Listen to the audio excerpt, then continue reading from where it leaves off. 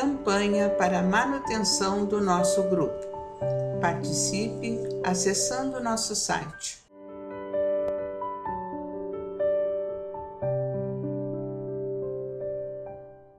Olá, meus amigos, estamos aqui mais uma vez para dar prosseguimento à leitura do livro Os Mensageiros, pelo Espírito André Luiz, na psicografia do nosso querido, saudoso Francisco Cândido Xavier, A Vida no Mundo Espiritual. Hoje nós vamos ler o capítulo 43 e o capítulo 44. Mas antes vamos lembrar um pouquinho do 41, Entre Árvores, que foi muito linda esse capítulo, né? Eles relatando o campo, as árvores frutíferas, né? Mas o que me chamou muita atenção, que eu achei muito interessante, foi a passagem daquele senhor, né? Que por imprudência cometia maus atos no seu burrinho, seu burro de carga que ajudava, né? E ele começou a chicotear e a castigar, e até que o bichinho, para se defender, deu um coice na sua cabeça, né?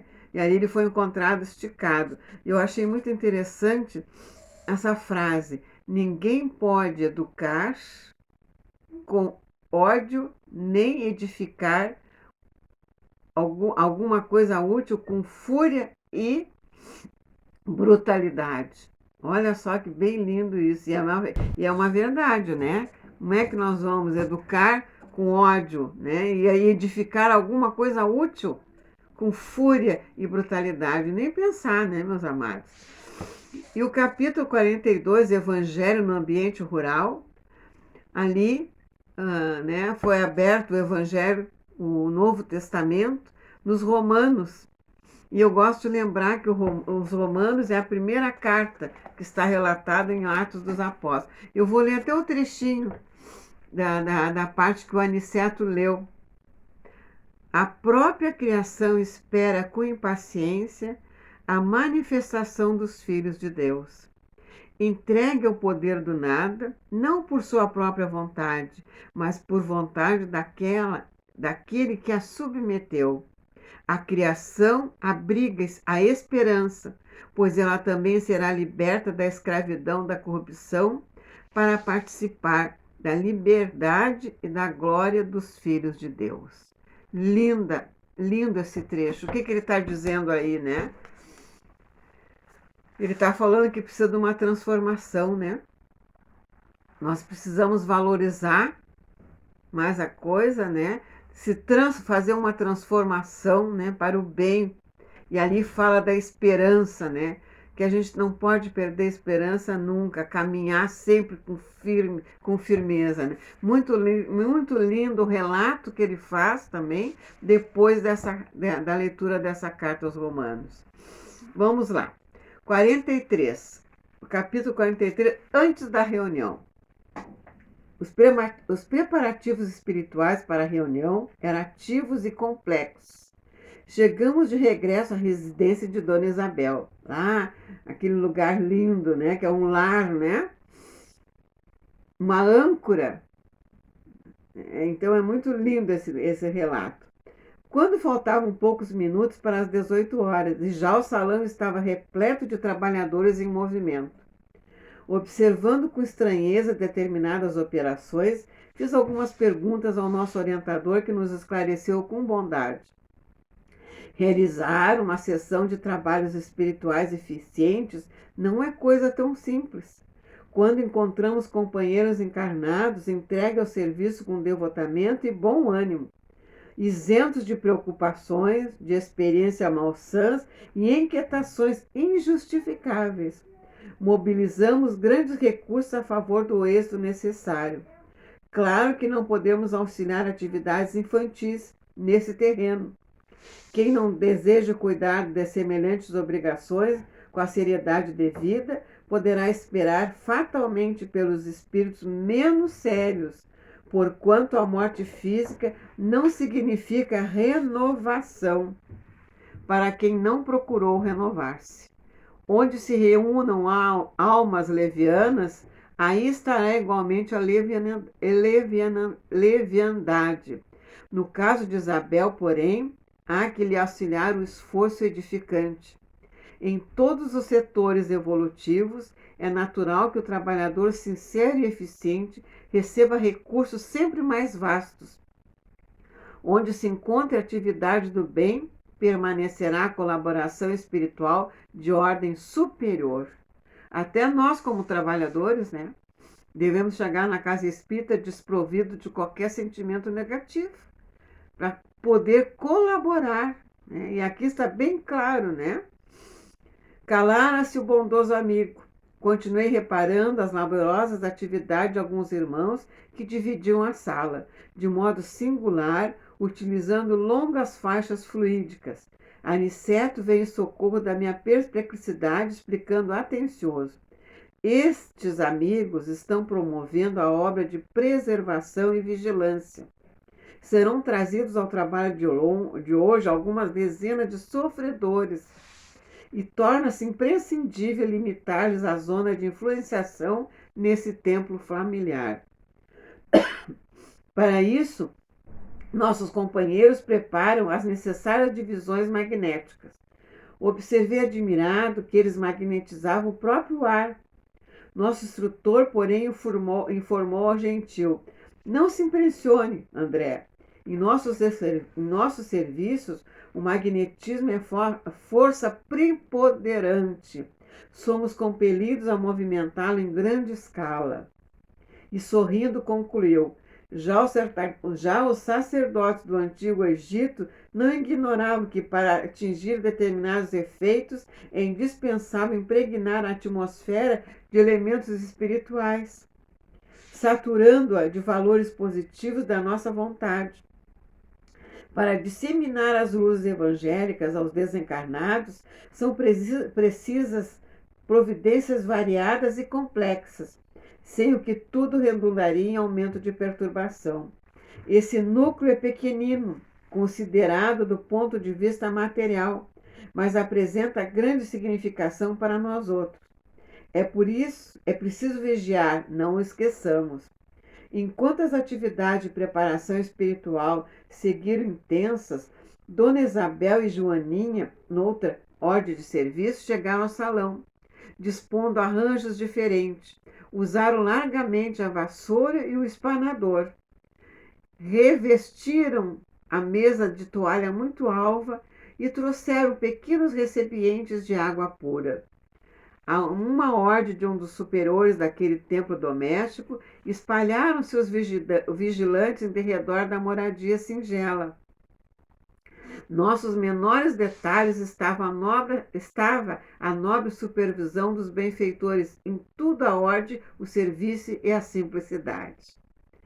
Logo após alguns minutos, além das 18 horas, começaram a chegar os necessitados da esfera invisível ao homem comum.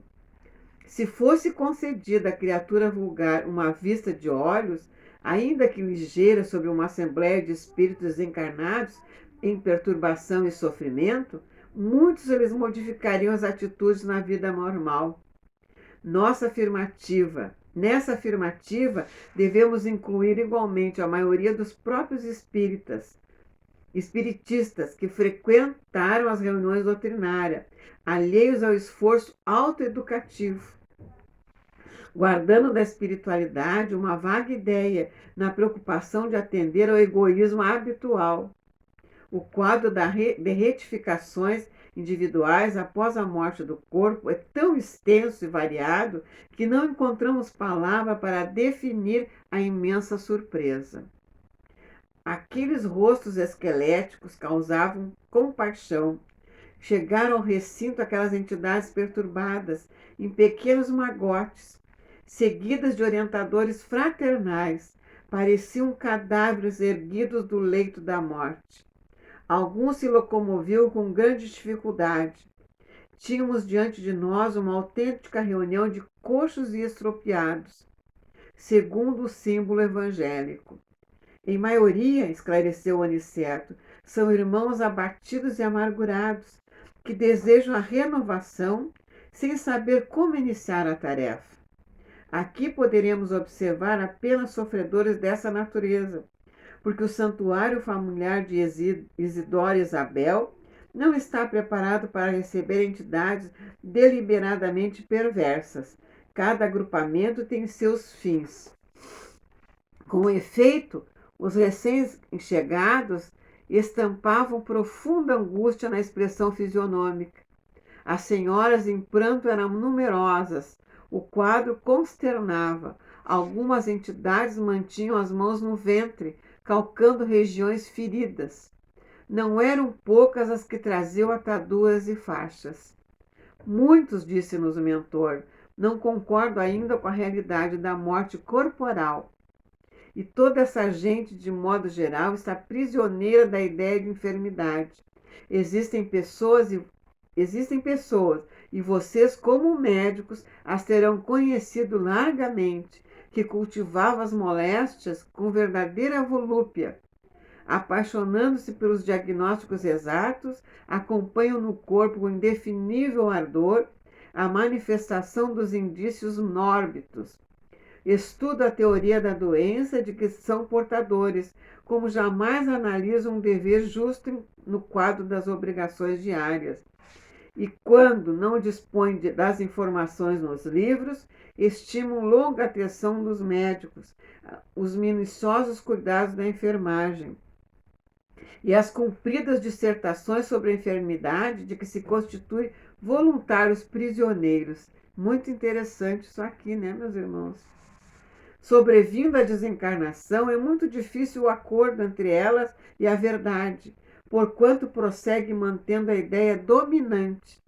Às vezes, no fundo, são boas almas, dedicadas aos parentes do sangue e aproveitáveis na esfera restrita de entendimento a que se recolhe, mas, no entanto, carregadas de viciação mental por muitos séculos consecutivos. E num gesto diferente, nosso instrutor considerou: demoramo-nos todos a escapar da velha concha do individualismo.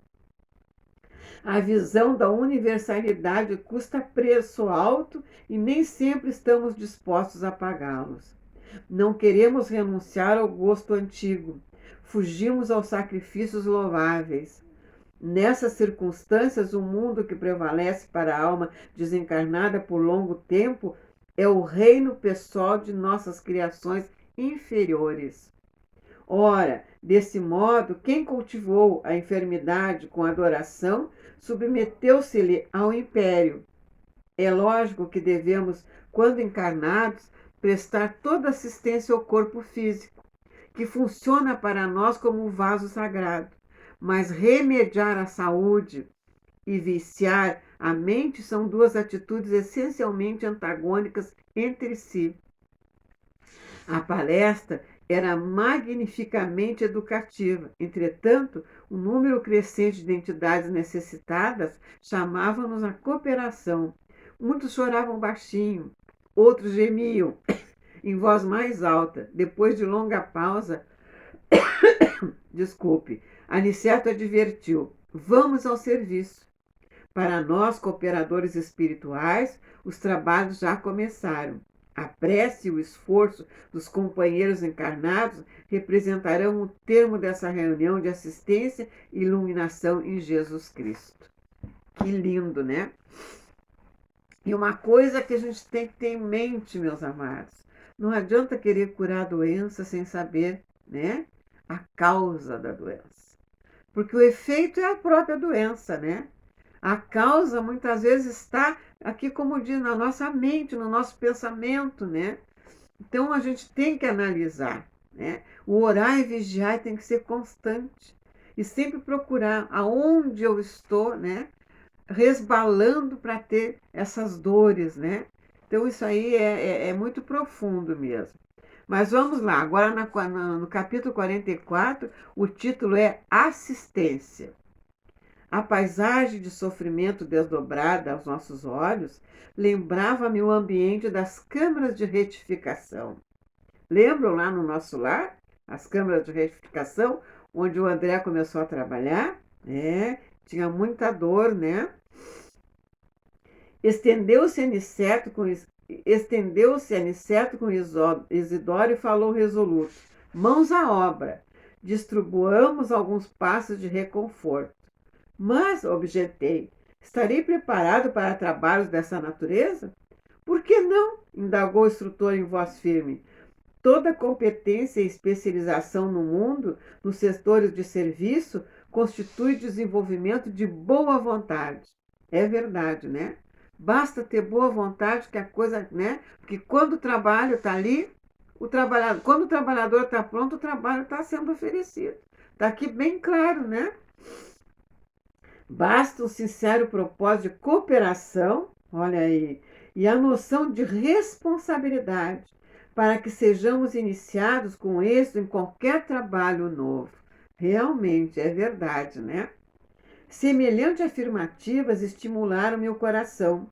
Recordei Narcisa, a dedicada irmã dos infortunados, que permanecia em nosso lar quase sempre sem repouso, como prisioneira do sacrifício. Pareceu-me ainda ouvir a voz fraterna e carinhosa: André, meu amigo, nunca te negues, quando possível, a auxiliar os que sofrem. Ao pé dos enfermos, não ouvides que o melhor remédio é a renovação da esperança? Se encontrares os falidos e os derrotados da sorte, fala-lhes do divino ensejo do futuro. Se fores procurado algum dia pelos espíritos desviados e criminosos, não profiras palavras de maldição. Anima, eleva, educa, desperta, sem ferir os que ainda dormem. Deus opera maravilhas por intermédio do trabalho de boa vontade. Que lindo, é verdade, né? Sem mais hesitação, dispus-me ao serviço. Aniceto designou um grupo de 6 enfermos espirituais, acentuando: aplique seus recursos, André. Com a nossa colaboração, os amigos em tarefa nessa casa poderão atender a responsabilidades diferentes e também imperiosas. Os mais apagados trabalhadores do bem rejubilem-se pela exemplificação nas lutas comuns e edifiquem-se no Senhor Jesus, porque nenhuma de nossas manifestações fica perdida no espaço e no tempo. Naquele instante que fora chamada a prestar auxílio reais, eu não recorri aos meus cabedais científicos, não me reportava tão somente à técnica da medicina oficial, a que me filiara no mundo, mas recordava aquela Narcisa humilde e simples das câmaras de retificação, enfermeira devotada e carinhosa, que conseguia muito mais com amor do que com medicações. Verdade, né? Aproximei-me de uma senhora profundamente abatida, lembrando o exemplo da generosa amiga de nosso lar, entendendo que não devia socorrer utilizando apenas a firmeza e a energia, mas também a ternura e a compreensão. Minha irmã, disse procurando captar-lhe a confiança, vamos ao passe reconfortador. Ai, ai, respondeu a interpelada, nada vejo, nada vejo. Tracoma, infeliz que sou, e me fala em morte, em vida diferente. Como recuperar a vista? Quero ver, quero ver. Calma, respondi encorajado. Não confia no poder de Jesus? Ele continua curando cegos, iluminando-nos o caminho, guiando-nos os passos. Somente mais tarde eu lembrei que daquele instante houve dar a curiosidade doentia. Não pensei na impressão deixada pelo tracoma naquele organismo espiritual, nem me preocupei com a expressão propriamente científica do fenômeno, vendo apenas à minha frente uma irmã sofredora e necessitada. E à medida que me dispunha a observar a prática do amor fraternal, uma claridade diferente começou a iluminar e aquecer minha fronte. Lembrando a influência divina de Jesus, iniciei o passo de alívio sobre os olhos da pobre mulher, reparando que enorme plaga de sombra lhe pesava na fronte. Pronunciando palavras de animação, as quais ligavam a melhor essência de minhas intenções, concentrei minhas possibilidades magnéticas de auxílio nessa zona perturbada. Dentre alguns instantes, a desencarnada desferiu um grito de espanto. Vejo, vejo! Exclamou entre o assombro e a alegria. Grande Deus, grande Deus! E ajoelhando-se no movimento instintivo para render graças, dirigia-me a palavra comovidamente. Quem sois vós, emissário do bem? Dominava-me profunda emoção que não conseguia sofrear.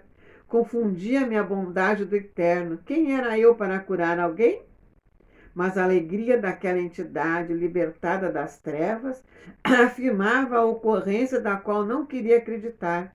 A luz daquela dádiva, como que mostrava mais fortemente o fundo escuro de minhas imperfeições individuais, e o pranto inundou-me as faces, sem que pudesse retê-lo nos recônditos mananciais do coração.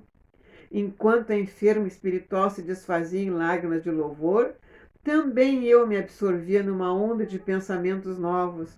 O acontecimento surpreendia-me.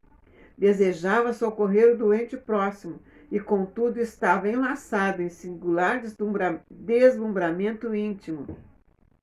Aniceto, porém, aproximou-se delicadamente e falou em voz baixa. André, a excessiva contemplação dos resultados pode prejudicar o trabalhador. Em ocasiões como essa, a vaidade costuma acordar dentro de nós, fazendo-nos esquecer o Senhor. Não ouvides que todo bem procede dele, que é a luz dos nossos corações. Somos seus instrumentos nas tarefas de amor.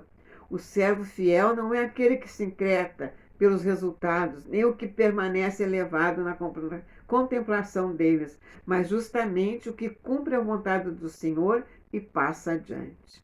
Que lindo, né? Aquelas palavras não poderiam ser mais significativas. O generoso mentor voltou ao serviço a quem se entrega, junto de outros irmãos, e, valendo-se do amoroso aviso, dirigia-me à reconhecida senhora, acentuando: minha amiga, agradeça a Jesus e não a mim, que sou apenas obscuro servidor. Quanto ao mais, não se impressione em demasia com a visão dos aspectos exteriores. Volte o poder visual para dentro de si mesmo, para que possa consagrar ao Senhor da vida os sublimes dons da visão. Que lindo, né?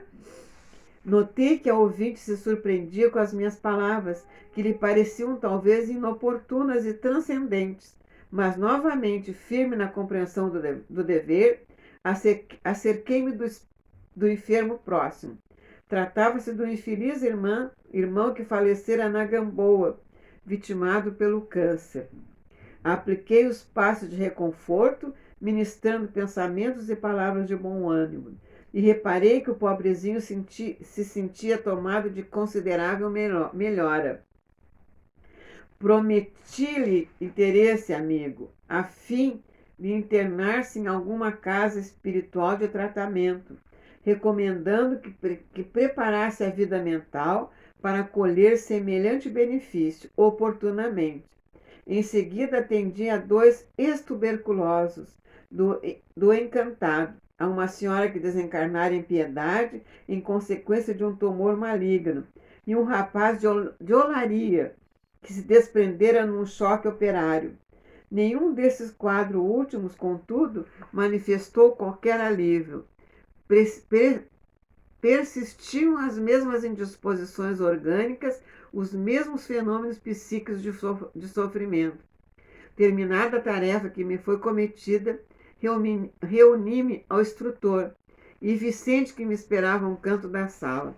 As atividades de assistência, exclamou Aniceto, cuidadoso, se processam conforme observam aqui.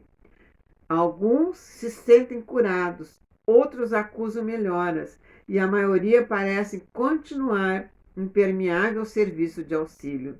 O que nos deve interessar, todavia, é a semeadura do bem, a germinação, o desenvolvimento, a flor e o fruto pertence ao Senhor. Vicente, que se mostrava fortemente impressionado, observou: o número de entidades perturbadas espanta. Vemo-los em diversos graus de desequilíbrio desde nosso lar até a crosta. Aniceto sorriu e falou em tom grave. Devemos esmagadora percentagem desses padecimentos à falta de educação religiosa. Não me refiro, porém, àquela que vem do sacerdócio, ou que parte da boca de uma criatura para os ouvidos da outra. Refiro-me à educação religiosa íntima e profunda que o homem nega sistematicamente a si mesmo. Que lição!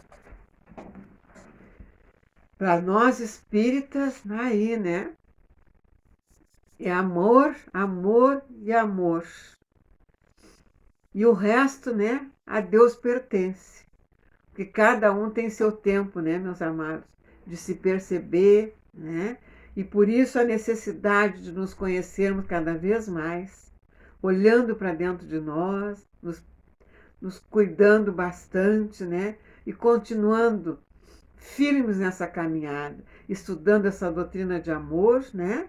Nos preparando para, quem sabe, um dia poder auxiliar na grande obra que é do nosso lar, né? E assim finalizamos esses 2 capítulos lindíssimos. Continue, meus amados, acessando o nosso canal. Continue assistindo todos os nossos trabalhos, curtindo dentro do possível. Se inscreva no nosso canal, aquele que ainda não fez. E que Deus, com a sua infinita misericórdia, abençoe a todos nós. Muito obrigada. Até a próxima, se Deus quiser. Que assim seja. Campanha para a manutenção do nosso grupo. Participe acessando nosso site